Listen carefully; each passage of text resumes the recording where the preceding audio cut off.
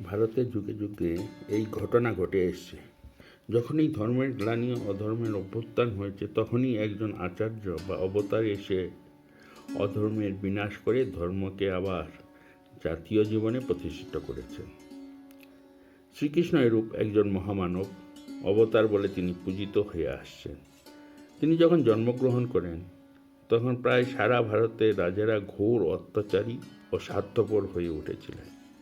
ভারতের এই অত্যাচারী রাজশক্তি এতদূর অধঃপতিত হয়েছিল যে একজন রাজকুলবধূকে প্রকাশ্যে রাজসভায় টেনে এনে বিভৎসা করার চেষ্টা করতেও কুণ্ঠাবোধ করেননি। শ্রীকৃষ্ণ এইসব অত্যাচারীদের বিনাশ করে সিংহাসনে ধার্মিক রাজাদের প্রতিষ্ঠিত করেন। মানুষের মনে ভগবান লাভের ইচ্ছাকে আবার বলবতী করেন। জনগণ, সমাজ নেতাগণ, রাজারা সকলে আবার জীবনে ধর্মকে আঁকড়ে ধরে চলতে শেখেন। ভারতের শাশ্বত সুর আবার বেজে ওঠে জাতির জীবন বীণায়। আজ থেকে প্রায় 5,000 বছর আগেকার কথা। মথুরায় উগ্রসেন নামে এক রাজা ছিলেন। তার পুত্র কংস খুব অত্যাচারী ছিলেন। পিতাকে উপেক্ষা করে তিনি মথুরায় রাজা হন। ভগিনী দেবীকে ও দেবকীর স্বামী রাজা বসুদেবকে তিনি বিবাহের পরেই কারাগারে রুদ্ধ করেন। কারণ একটি দৈববাণী শুনে তার ধারণা হয়েছিল দেবকীর অষ্টম গর্ভের সন্তান তাকে হত্যা করবেন। কারাগারে একে একে দেবীকে সব সন্তানগুলোকে জন্মের পরেই তিনি হত্যা করেন। একমাত্র অষ্টম গর্ভজাত সন্তান শ্রীকৃষ্ণকেই হত্যা করতে পারেননি। ভাদ্র মাসের কৃষ্ণা অষ্টমীর গভীর রাত্রে শ্রীকৃষ্ণ কারাগারে জন্মগ্রহণ করেন। সে ছিল একটা দুর্যোগময়ী রজনী। বসুদেব গোপনে শিশুকৃষ্ণকে নিজ বন্ধু নন্দের গৃহে রেখে আসেন। নন্দ ছিলেন গোপদের রাজা, গোকুলে থাকতেন তিনি সে সময়। একথা কংস, কালের রক্ষীরা বা নন্দ কেউই জানতে পারেননি। নন্দ রাজা ও তার স্ত্রী যশোদা শ্রীকৃষ্ণকে নিজ পুত্র বলেই জেনেছিলেন। মনোহর প্রিয়দর্শন শেষেও শ্রীকৃষ্ণকে পেয়ে নন্দরাজ এবং যশোদা তো আনন্দে অধীর হয়েই উঠলেন। গোকুলের সমস্ত গোপীরা দেখামাত্র ভালোবেসে ফেললেন এই শিশুকে। শ্রীকৃষ্ণকে আনন্দের দিন কাটতে লাগলেন। গোকুলের গোপীরা বসুদেবের আরেকজনের স্ত্রী ছিলেন রোহিণী। কংসের ভয়ে বসুদেব তাকেও নন্দালয়ে রেখেছিলেন। তার গর্ভে বসুদেবের আরেকটি পুত্র পূর্বেই জন্মেছিল, তার নাম বলরাম। কৃষ্ণ ও বলরামের ভালোবাসা এত গভীর ছিল যে তারা প্রায় সারা জীবনই একত্র বাস করেছেন, সম্পদে বিপদে সবসময়। কিন্তু এই আনন্দের সুরে মাঝে মাঝে খ্যাত পড়তে লাগলো। কংস টের পেলেন যে শ্রীকৃষ্ণকে বসুদেব নন্দালয়ে রেখে এসেছেন। নৃশংস কংস কৃষ্ণকে হত্যা করার জন্য গোপনে গোকুলে লোক পাঠালেন নানাভাবে। কৃষ্ণকে হত্যা করার পরিকল্পনা করা হলো, কিন্তু সবই বিফল হলো। নন্দরাজ এইসব দেখে খুব ভয় পেয়ে এলেন। শ্রীকৃষ্ণের কল্যাণ কামনায় তিনি গোকুল ত্যাগ করে বৃন্দাবনে চলে এলেন। স্থানটি অতি মনোরম। পাশেই শস্য সলিলা যমুনা নদী, ঘন কৃষ্ণ তমাল বন, লতাকুঞ্জ, তৃণ আচ্ছাদিত বনভূমি, প্রান্ত সবই অতি মনোরম। নন্দ গোপরাজ ছিলেন, বহু গাভী ছিল তার। গোচরণের পক্ষে স্থানটি ছিল অনুকূল। এই বৃন্দাবনের সঙ্গে শ্রীকৃষ্ণের জীবনের একটি অধ্যায় গভীরভাবে জড়িত। তার বাল্য ও কিশোর এখানেই অতিবাহিত হয়ে বৃন্দাবনের প্রতিটি ধুলোকণার সঙ্গে তার এই কালের কত আনন্দময় স্মৃতি বিজড়িত। এই বৃন্দাবনে তিনি বাল্যবন্ধু গোপদের সঙ্গে গোচরানে যেতেন। এই বৃন্দাবনে মা যশোদা পুত্র জ্ঞানে তাকে কত ক্ষীর্ণনি খাইয়েছে। এই বৃন্দাবনে গোপীগণ তাকে সাক্ষাৎ ভগবান জ্ঞানে ভালোবেসেছেন, অতি আপনার করে নিয়েছেন তাকে। ভক্তির বান ডেকে গিয়েছিল বৃন্দাবনে। ভগবানকে আমাদের মতোই একজন মানুষ ভেবে তার সঙ্গে মা বাবা সন্তান ভাই সখা প্রভৃতি যে কোনো একটি আত্মীয়তার সম্পর্ক পাতিয়ে তাকে অতি আপনজন ভেবে ভালোবেসে তার দিকে এগিয়ে যাওয়ার পথের নাম ভক্তিপথ। বৃন্দাবনের শ্রীকৃষ্ণ সখাগণ, গোপীরা, মা যশোদা প্রভৃতি সকলেই এই ভক্তিপথে ভগবান লাভ করেছিলেন। ভক্তিশাস্ত্রে তাদের ভক্তির কথা আদর্শ ভক্তরূপে অমর হয়ে আছে। বৃন্দাবনে আমাদের একটি পবিত্র তীর্থক্ষেত্র। এদিকে মথুরায় কংসের অত্যাচার বেড়েই চলছিল। শ্রীকৃষ্ণকে হত্যা করার চেষ্টা তিনি বৃন্দাবনে করেছিলেন, কিছুতেই কিছু করা গেল না। যখন তিনি অন্য উপায় অবলম্বন করলেন, শ্রীকৃষ্ণকে মথুরায় নিয়ন্ত্রণ করে এনে হত্যা করার একটা পরিকল্পনা করলেন। একটি মল্লক্রীড়ার আয়োজন করলেন। ক্রীড়া প্রাঙ্গণে দ্বারদেশে একটি হাতি থাকবে। প্রথম সেই হাতি দিয়ে কৃষ্ণকে বধ করার চেষ্টা করা হবে। তা ব্যর্থ হলে শক্তিশালী বয়স্ক মল্লবিদদের সঙ্গে কিশোর কৃষ্ণকে মল্লক্রীড়ায় আহ্বান করা হবে এবং মল্লবিদদের হাতে তিনি নিহত হবেন নিশ্চিত। পরিকল্পনা মতো নন্দরাজাকে কৃষ্ণ বলরাম সহ মথুরায় আসতে তিনি অক্রূরের মারফত আমন্ত্রণ পাঠালেন। সকলেই বৃন্দাবন থেকে মথুরায় এলেন। এখানে এসে সকলে জানলেন যে কৃষ্ণ বসুদেবের পুত্র, নন্দের দুলাল নন। শ্রীকৃষ্ণ ও বলরাম ক্ষত্রিয় জনচিত দেশে সজ্জিত হয়ে মল্লক্ষেত্রে এলেন। কংসের সব পরিকল্পনা ব্যর্থ হলো। কৃষ্ণ বলরাম হাতিটিকেও মল্লদের নিহত করলেন দেখে ক্ষোভে কংস হিতাহিত জ্ঞানশূন্য হয়ে মল্লক্ষেত্রে উপস্থিত নন্দ এবং পিতা উগ্রসেনকে শৃঙ্খলাবদ্ধ করলেন।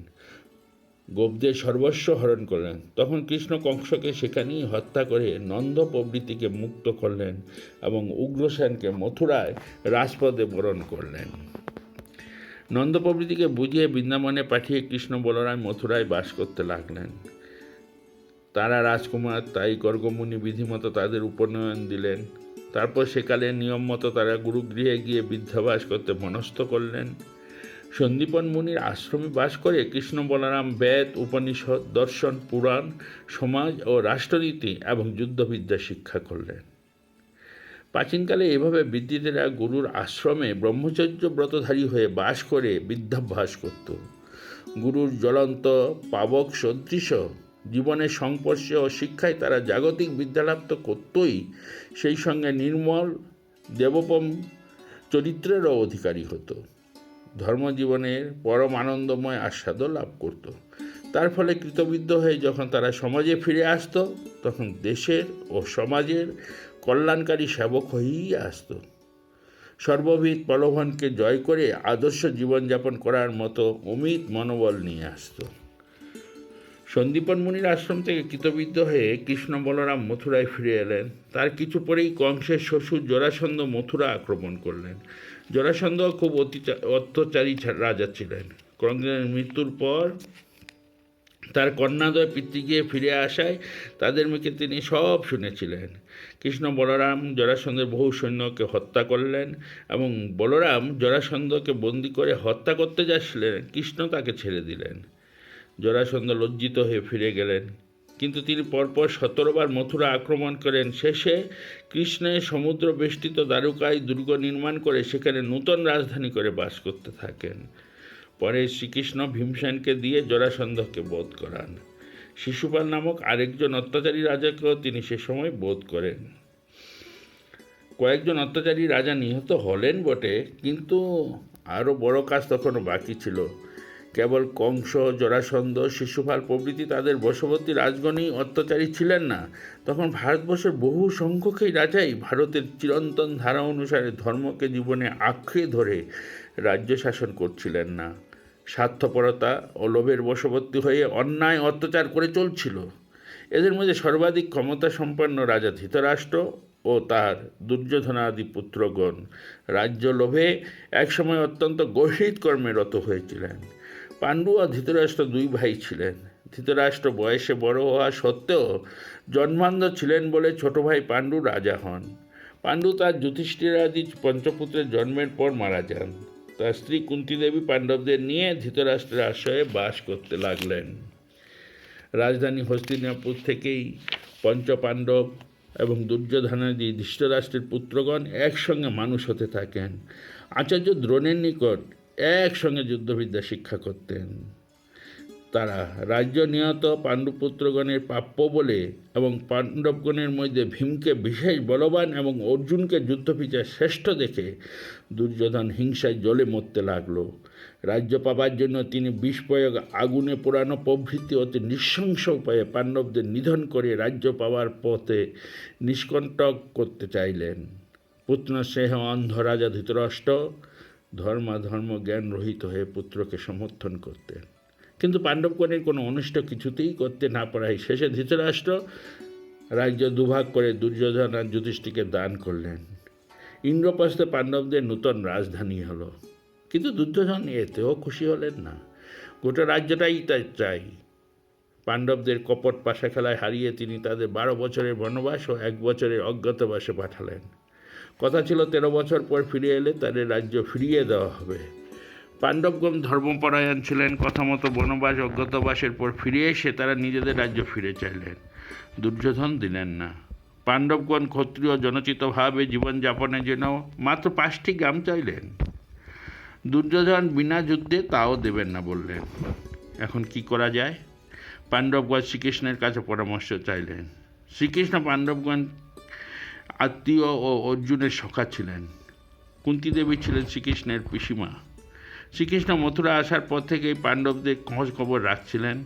ধৃতরাষ্ট্র ও দুর্যোধনের সব অন্যায়ের কথাই তিনি শুনেছিলেন।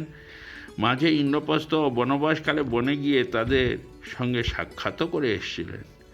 শ্রীকৃষ্ণ নিজে গিয়ে দুর্যোধনকে ন্যায়পথে আনার শেষ চেষ্টা করলেন। তাতেও যখন কিছু হলো না, তখন কুরুক্ষেত্রে কুরু পাণ্ডবের যুদ্ধ বাঁধল। এই সর্বনাশা যুদ্ধে ভারতের প্রায় সব রাজাই নিহত হন। কারণ অধার্মিক রাজারা দুর্যোধনের পক্ষে এবং ধার্মিক রাজারা পাণ্ডবদের পক্ষে যোগ দিয়েছিলেন।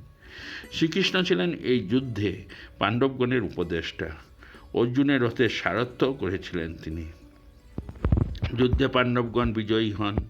ধর্মের জয় হলো, অধর্মের বিনাশ হলো। ভারতবর্ষে আবার তার শাশ্বত জীবন আদর্শে পুনঃপ্রতিষ্ঠিত হলো। ধর্মরাজ্য প্রতিষ্ঠা হলো। তাছাড়া রাজা যদি অধার্মিক হন, প্রজারাও তাই হয়। রাজা ধার্মিক হলে তাকে দেখে প্রজারাও ধার্মিক হয়। শ্রেষ্ঠ ব্যক্তি যা আচরণ করেন, জনসাধারণ তারই অনুকরণ করেন। যুদ্ধ শেষে ধর্মপ্রাণ পাণ্ডবগণ রাজা হবার পর তাদের মন দিয়ে অশ্বমেধ যজ্ঞ করিয়ে শ্রীকৃষ্ণ সারা ভারতে তাদের প্রভাব অক্ষুণ্ণ করে দেন। কুরুক্ষেত্রের যুদ্ধে ধর্মরাজ্য প্রতিষ্ঠাতেও শ্রীকৃষ্ণের শ্রেষ্ঠ অবদান গীতার উপদেশ। যুদ্ধ আরম্ভ হবার ঠিক আগে পাণ্ডবদের শ্রেষ্ঠ বীর অর্জুন হঠাৎ শ্রীকৃষ্ণকে বলে বসলেন, আমি এই যুদ্ধ করব না। এ যুদ্ধ করলে মহা অধর্ম করা হবে, দেশের ও সমাজের অকল্যাণই হবে। তাতে এইসব আত্মীয়গণকে, পিতামহ ভীষ্মকে, গুরু দ্রোণাচার্যকে বোধ করে এদের জন্য রক্তমাখা রাজ্য ভোগ করার চেয়ে ভিক্ষা করে উদরপূরণ করা ঢের ভালো। এমনিতে মনে হয় কত বড় কথা, কিন্তু শ্রীকৃষ্ণ অর্জুনকে বললেন, এ কি ক্লিবের মতো ব্যবহার করছো, অনার্যের মতো কথা বলছো যে। শ্রীকৃষ্ণ ধর্মের সার কথাগুলো অর্জুনকে বলে তাকে বুঝিয়ে দিলেন। দেখো, তুমি শ্রেয় চাইছো, ভগবান তোমার জীবনের উদ্দেশ্য।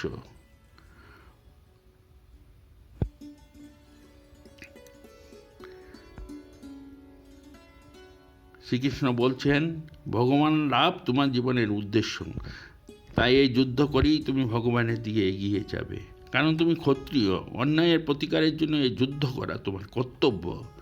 তবে নিজের জন্য কিছু না চেয়ে অনাসক্ত হয়ে যুদ্ধ করো কর্তব্য হিসাবে। কর্তব্য সাধনের সময় নিজের আত্মীয়বোধের ভয়ে হৃদয়ে যে দুর্বলতা আসছে তাকে জয় করতেই হবে। নিজের জন্য কিছুই চাওয়া চলবে না। আর যুদ্ধ করার সময় ভগবানকে যেন ভুলো না, তাকে সর্বদা স্মরণ রেখে কাজ করতে হবে। মামানুস্মর যুদ্ধচ। এই কথাগুলো ভারতীয় জীবন আদর্শের সার কথা। শুধু রাজার পক্ষেই নয়, যুদ্ধক্ষেত্রেই নয়, সকলের পক্ষে জীবনের সর্ববিধ কর্মক্ষেত্রে এগুলো প্রযোজ্য।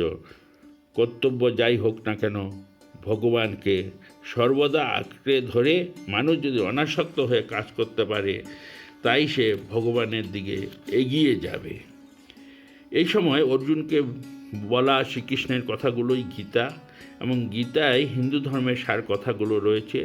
ধর্মপথ বহু, মানুষ নিজের পছন্দ মতো যে পথ ধরেই এগিয়ে যাক না কেন, শেষে সকলেই একত্র ভগবানের কাছে পৌঁছায়। এই সমন্বয় বাণীও গীতায় আমরা পাই। কুরুক্ষেত্রের যুদ্ধের পর শ্রীকৃষ্ণ দ্বারকায় ফিরে দীর্ঘকাল সেখানে রাজত্ব করেন। আর একটু কাজ বাকি ছিল, দেহত্যাগের পূর্বে সেটুকুও এখানে করে যান। শ্রীকৃষ্ণের পুত্র ও পুত্রাদি আত্মীয়গণ ও যাদবগণ অত্যন্ত শক্তিশালী ছিলেন। তারা ক্রমে অধর্ম অন্যায়ের পথে পা বাড়ালেন। শ্রীকৃষ্ণ দেখলেন এদের রেখে গেলে যে জন্য তিনি এত কাণ্ড করলেন তা সব নষ্ট হয়ে যাবে। আবার এদের দেখা দেখি সবাই অধর্মের পথে চলবে। তাই তার ইচ্ছায় এমন পরিস্থিতি হলো যে প্রভাসক্ষেত্র যাদবগণ পানু উন্মত্ত হয়ে পরস্পরকে হত্যা করলেন। যদুকুল ধ্বংস হলো। শ্রীকৃষ্ণ ইচ্ছা করলে এর প্রতিকার করতে পারতেন, কিন্তু করলেন না। আর সব ঘটনা ছেড়ে দিল এই একটি ঘটনায় শ্রীকৃষ্ণের অনাসক্তি ও দেশের কল্যাণের জন্য নিজ পুত্রপত্রগণের প্রতি স্নেহরূপ হৃদয় দুর্বলতাকেও জয় করার অপূর্ব নিদর্শন। কুরুক্ষেত্রের যুদ্ধে আত্মীয় বিয়োগ ভয়ে মোহকল্পিত অর্জুনকে তিনি যে উপদেশ দিয়েছিলেন, ক্ষুদ্র হৃদয় দৌর্বল্যং তক্তশ্রেষ্ঠ পরন্তপ, নিজের জীবনে তা অনুষ্ঠান করে দেখালেন প্রভাসে। তারপর বলরাম ধ্যানযোগে দেহত্যাগ করলেন। শ্রীকৃষ্ণ দেহত্যাগে কৃতসংকল্প হয়ে বনে প্রবেশ করে একটি অশ্বত্থ বৃক্ষতলে উপবেশন করলেন। এমন সময় জরা নামক এক বেদ হরিণ ভেবে তার চরণে স্বরবিদ্ধ করল। তাতেই শ্রীকৃষ্ণের দেহত্যাগ হয়। সংবাদ পেয়ে শোকাকুল অর্জুন প্রবাসে এলেন। সকালে শেষকৃত্য সম্পন্ন করে অর্জুন দ্বারকাবাসী স্ত্রীলোকগণ এবং অন্যদের নিয়ে ইন্দ্রপ্রস্থে ফিরে এলেন। কথিত আছে এরপর দ্বারকাপুরী সমুদ্রের জলে মগ্ন হয়ে যায়। কেবল শ্রীকৃষ্ণের বাসস্থানটি, যেখানে এখন মন্দির আছে, জলমগ্ন নেই।